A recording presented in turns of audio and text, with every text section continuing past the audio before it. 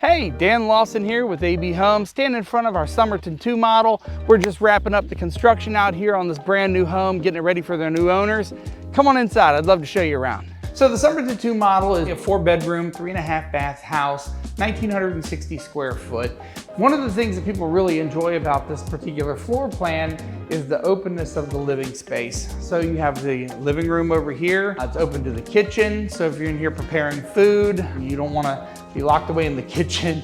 You can actually be involved with what's going on in the living room. The buyers that we are building this home for did a lot of changes. They did build this house on a crawl space. They did all the 2-piece crown molding. They did all the cased openings, glazed cabinets in the kitchen, kind of an antique look. We've done a few of those over the years. It looks really, really classic.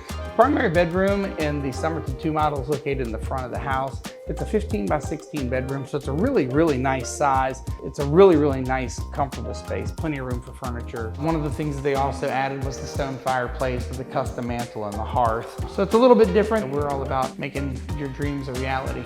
This back space would generally be another bedroom with a full bath, but the folks that we're building this house for, they did not really see a need for a second bathroom and a second bedroom downstairs. So they actually removed all of that, and they're going to use this as their movie room. Off of the foyer is where we have your guest bath, which is a half bath, and then we also have the laundry room down there. Upstairs, there's 2 nice sized bedrooms. The one we're standing in is an 11 by 12. It's a great size room for a bedroom, an office, music room. So there's a full bath up here. This bedroom here is a 12 by 16. It's very spacious. There are 2 walk-in attic spaces, this being one of them.